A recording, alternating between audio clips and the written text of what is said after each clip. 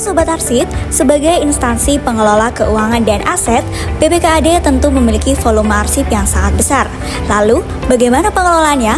Berikut merupakan siklus hidup arsip di BPKAD. Tahap awal dalam siklus hidup arsip dimulai dari penciptaan. Pada fase ini, setiap informasi yang terekam menjadi bukti autentik atas aktivitas organisasi.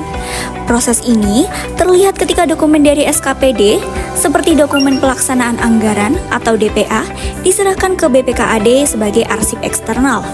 Setelah diterima dan diperiksa kelengkapannya, petugas melakukan pencatatan menggunakan kartu kendali sebagai alat pengendali arsip. Arsip kemudian didisposisikan kepada unit pengolah yang berwenang sebagai bagian dari proses pendistribusian arsip sesuai fungsi dan tanggung jawabnya. Selain itu, data arsip juga diinput ke dalam sistem komputer untuk mendukung pencatatan serta memudahkan proses temu kembali arsip secara efektif dan sistematis. Sementara itu, BPKAD juga menciptakan arsip internal, seperti laporan keuangan dan dokumen pengelolaan aset yang disusun sesuai kebutuhan operasional dan standar yang telah ditetapkan.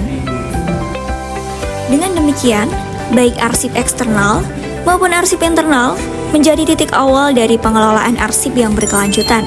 Selanjutnya, kita akan mengikuti perjalanan arsip DPA ini hingga tahap penyusutan dan layanan arsip. Arsip kemudian diserahkan sesuai disposisi yang tertera untuk diproses lebih lanjut oleh bidang terkait. Kemudian, petugas melakukan kendali pada arsip sebagai bentuk pencatatan naskah masuk. Selanjutnya, petugas melakukan tindak lanjut arsip dengan verifikasi arsip dan memberikan warna map sesuai dengan jenis DPA. Lalu, ditandatangani oleh Kepala BPKAD dan Kepala SKPD yang bersangkutan. Arsip dinamis aktif merupakan arsip yang frekuensi penggunaannya tinggi. Instansi BPKAD Kota Yogyakarta menggunakan asas desentralisasi dalam pengelolaan arsip dinamis aktif. Dalam hal ini, setiap bidang sebagai unit pengolah wajib mengelola arsip yang mereka ciptakan sampai usia aktifnya selesai. Setiap bidang memiliki 2 hingga 3 petugas arsip yang bertanggung jawab mengelola arsip pada bidang tersebut.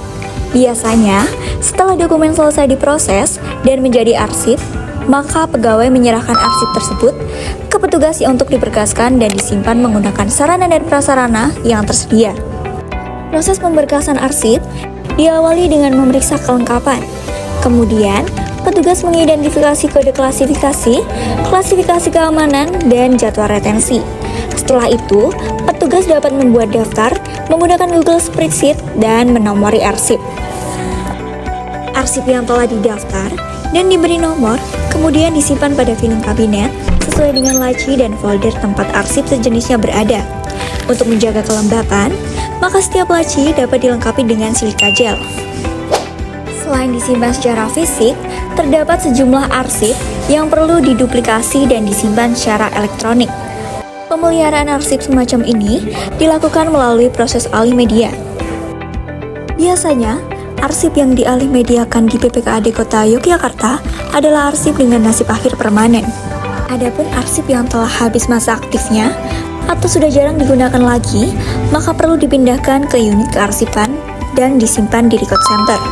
Pada proses ini, tentu diperlukan analisis mendalam terkait kegunaan dan usia arsip, baik dengan menggunakan jadwal retensi arsip maupun dengan diskusi atau penilaian khusus dari tim penilai. Arsip tidak dapat dipindahkan begitu saja, perlu ada pertimbangan mengenai nilai guna, urgensi, dan usia arsip. Pemindahan arsip inaktif harus dilakukan sesuai dengan prosedur yang telah ditetapkan. Setelah diserahkan dari unit pengolah, petugas arsip melakukan pemeriksaan terhadap arsip yang diterima untuk memastikan kesesuaian dengan daftar arsip serta kondisi fisiknya. Dalam proses pemindahan arsip inaktif, harus dilengkapi dengan daftar arsip inaktif yang dipindahkan serta berita acara pemindahan yang telah ditandatangani oleh Kepala Unit Pengolah dan Kepala Unit Kearsipan. Arsip kemudian dilengkapi dengan label untuk memudahkan temu kembali. Kemudian, arsip ditata secara sistematis sesuai dengan sistem penyimpanan yang telah ditentukan. Pemeliharaan arsip dilakukan untuk menjaga kondisi fisik arsip, antara lain dengan penggunaan bahan pengendalian hama seperti kapur barus dan pengendalian suhu serta kelembaban ruangan. Sebagai bagian dari layanan informasi publik, arsip dinamis inaktif yang memiliki sistem klasifikasi keamanan dan akses terbuka dapat dimanfaatkan oleh masyarakat umum untuk berbagai kepentingan. Salah satunya adalah kepentingan penelitian oleh mahasiswa. Prosedur peminjaman dimulai dari petugas arsip melakukan pencarian arsip inaktif berdasarkan kode berkas, nomor box, dan rak arsip untuk memastikan arsip yang dibutuhkan dapat ditemukan secara cepat dan tepat. Arsip inaktif yang telah ditemukan kemudian diserahkan kepada peminjam dengan tetap memperhatikan ketentuan penggunaan supaya keutuhan arsip tetap terjaga. Tidak lupa, petugas arsip melakukan pendataan identitas peminjam dan tujuan penggunaan arsip. Seluruh data dicatat pada daftar peminjam arsip. Pada pengelolaan arsip dinamis, terdapat penyusutan yang merupakan tahapan terakhir dari daur hidup arsip. Mengacu pada Undang-Undang Republik Indonesia Nomor 43 Tahun 2009 tentang kearsipan, penyusutan arsip adalah kegiatan pengurangan jumlah arsip yang mana selain pemindahan arsip inaktif dari unit pengolah ke unit kearsipan tadi, juga terdapat pemusnahan arsip yang sudah tidak memiliki nilai guna, serta penyerahan arsip statis kepada lembaga kearsipan. Di BPKAD telah melakukan pemindahan, penyerahan, dan pemusnahan. Kalau untuk pemindahan arsipnya sendiri itu sudah terlaksana di bulan Maret 2026. Pada bidang P4D itu nanti arsipnya dipindah ke depo 460-an. Terus untuk penyerahannya itu pada tahun 2022 itu adalah arsip statis yang isinya terkait COVID itu diserahkan ke DPK. Kemudian untuk yang pemusnahannya sudah terlaksana juga di bulan Oktober tahun 2025 pada bidang apupel dan perbendaharaan. Produk hukum yang dilaksanakan yang dipakai di BPKAD itu pakai Perwal nomor 88 tahun 2017 terkait penyusunan arsip. Dalam pelaksanaan penyusunan arsipnya terdapat beberapa penyesuaian. Salah satu contohnya terkait JRA yang mana dalam penyusunan JRA itu harus sesuai dengan format yang telah ditetapkan atau ditentukan oleh lembaga kearsipan daerah, yaitu DPK Kota Yogyakarta. Tantangan yang dihadapi dalam proses penyusunan itu kurangnya SDM sih dalam melakukan proses penyusunan arsipnya, soalnya sangat terbatas.